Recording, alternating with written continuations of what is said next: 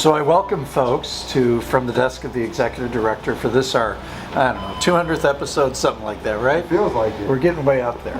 So I have this incredible couple that I've been running into over the last week and a half, right? And had an opportunity to sit down with them actually this morning, and then it popped into my head, we needed to do an interview. Because you folks have had this incredibly long history with Back Bay Mission, and a long history with the United Church of Christ, and just a long history, right? as husband and wife. So introduce yourselves and share a little bit about where you're from, most recently from. I'm Marian Luckenbaugh, and we're from Massillon, Ohio. It's a small town south of Akron and south of Cleveland. We live in a condo now, and our children are nearby and some of our grandchildren, so we're happy to be there. Have more time to do things like this rather than do lawn care. That's right, yep. And I'm Doyle Marian Luckenbaugh. Marian is my wonderful wife of 63 plus years, and we've had a wonderful opportunity to serve the church, not only the United Church of Christ, but beyond that, organizations like Back Bay Ministry. And so I've served churches in Pennsylvania and in Ohio over the years.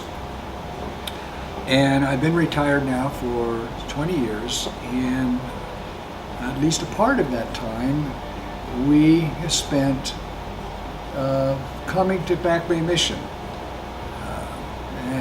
My first journey here occurred when I was pastor of the Suffield Church in Suffield, Ohio in 1978, when I brought a youth group here of 12 senior high students, including our own son, who was with that group, and fell in love with this place. We saw it as a way the church is really successfully involved in mission, and been coming back ever since, and hopefully we'll be able to continue to do it even for a few more years. Yeah, so, and Marian, how long have you been coming to Back Bay? Well, I came down once on with the kids, and then I've started working full-time, so since we've been retired, 20 years. Wow. And you come down every year? Yeah, except last year. Except last year, because of The COVID. last 2 years. It's been Last 2 2 years years. since we. Yeah. And you usually come down for 2 weeks at a time? Yeah. Yeah. Okay. I did spend a sabbatical 2 months here when I was at the church in Silver Lake, so that was a wonderful experience. That was occurred when the mission was over at the original location. Oh, on Back Bay. On Back Bay. Which is why we're called Back Bay Mission. Right. Yep. So kind of what really keeps you coming back? What has really gripped you here about Back Bay Mission? You said it kind of got into your blood that first trip. You've been coming back here for 20 years. What is it about Back Bay Mission that really speaks to your souls and to your hearts? They're so wonderful about doing so much for so many, and I just like coming down to help where I can.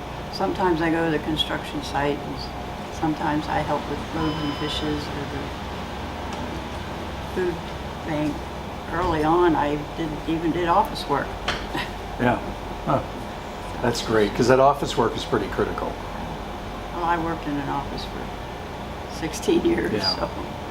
Well, that's awesome that you shared, that the people here do so much for so many, and we do such a variety of really mission work or giving back, serving, right?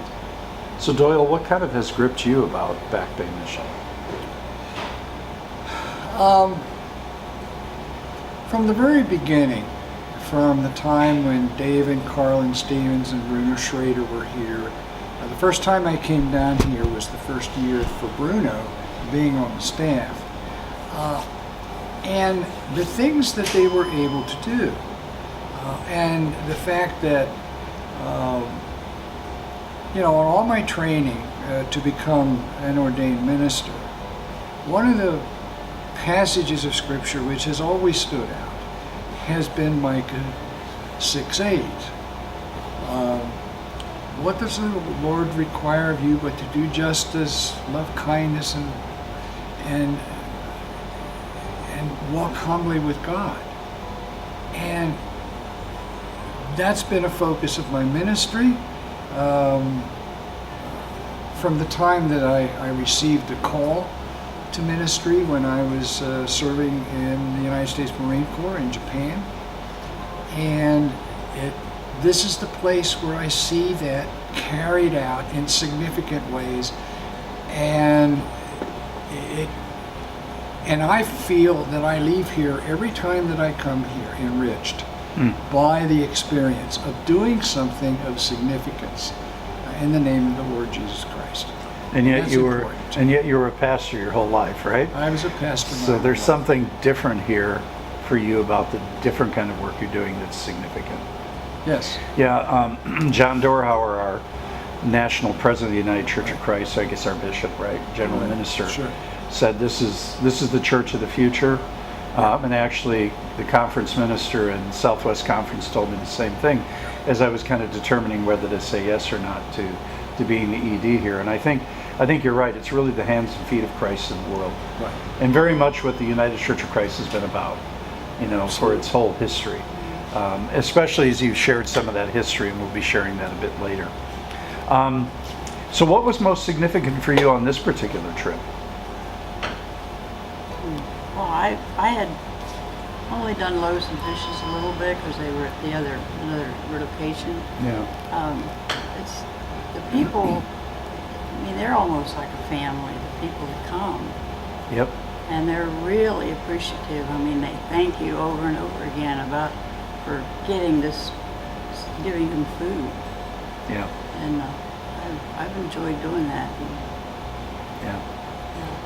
Yeah, so for those of you who don't know, Loaves and Fishes have been feeding people who are hungry, homeless, unsheltered, and or hungry since January 1st on our property here because they were out of their location. The Boys and Girls Club moved in there, and so they now recently bought a food trailer or kitchen on wheels that they'll be utilizing here and or at Mercy Cross when that happens. So that's kind of what Miriam is referring to, is Loaves and Fishes is kind of right here. And you do notice that the people that come for food, they're like a family. Yeah. We kind of create family wherever we're at, right? We have our family of birth, we have our family of choice. We talked a little earlier about our families of birth and how strangely dysfunctional our families of birth are. But our family of choice is the same way, right? That we're human beings and we're certainly flawed, but I always think that we're called to be wounded healers, right? In the words of Henry Nouwen, in many ways. So thank you for sharing that, because I think, to be honest, that's been really powerful for me too, and powerful for our staff, because our staff get to work a lot more hands-on, because previously people that needed a meal would walk away for an hour or two and then come back, right? Yeah. And now they're right here with us. Yeah. Well, somebody said they can come here, they can go to the Micah Center, get a shower, do other things, and Yeah. they can get a meal. They can go to the food bank and get some food for later on. So Right. it's really a good situation. Yeah, before sometimes people had to choose between getting a shower or a meal because of the walk in between the two spots, right? So Doyle, what's been most meaningful for you these last week and a half that you've been here? Well, once again, I've been able to apply some skill level assistance to the building programs. I was born and raised on a farm, and anyone who in the Pennsylvania Dutch community, my mother and father spoke the dialect fluently, and most of my relatives did. Do you speak Dutch? No, I do not. One of the things in my life that I wish my mother and father would have, that they purposefully did not teach it to us because they couldn't speak English too well when they started school. And so they didn't want us to have that impairment in our daily lives. And it was not a very conscious thing, it just didn't happen. Now I know bits and pieces and, kannst du Deutsch wetzel, do you understand Dutch, and, and some other things that can be said. I always kidded my first congregation, which spoke Dutch fluently, that don't swear, because my grandfather, whenever something went wrong at the barn, he would swear in Dutch so that we wouldn't know what he's talking about. And they all laughed and so forth. But what really is meaningful for me is I can put into practice what I preach. It's one thing to stand in a pulpit and to declare the story of good news. It's another thing to do that. Back Bay Mission allows me the opportunity to do that in ways that I have some skills to bring to it. I volunteer 1 day a week for Habitat Humanity in Canton, Ohio. I've done that since I've been retired. And I've always been, it's one of the reasons I came to Back Bay Mission, because I saw that's an opportunity I can do some things that can be really of assistance to folks who are in serious need in their lives. And so it was just natural for me to come down here to begin with. And secondly, when I got here, I just found that I was at home and I was able to be comfortably involved in something that is very dear to my heart, and what I believe from the bottom of my heart is what I need to be doing at this point in my life. That's beautiful, Doyle, because I think, as pastors or people that are preachers, sometimes we preach, but we don't do what we preach, And so I think that's a beautiful reflection to say you get to do what you're preaching, right? You get to be the hands and feet. Well, and I've tried, as we talked about earlier today, I've tried to do that in other areas of my life as well, in terms of support of the African American community and the communities in which I lived. I also was a board member of 2 different Planned Parenthood groups, and very, very supportive of women's reproductive freedom. I believe strongly in that, and it pains me to see such violent opposition to that among so many in this country.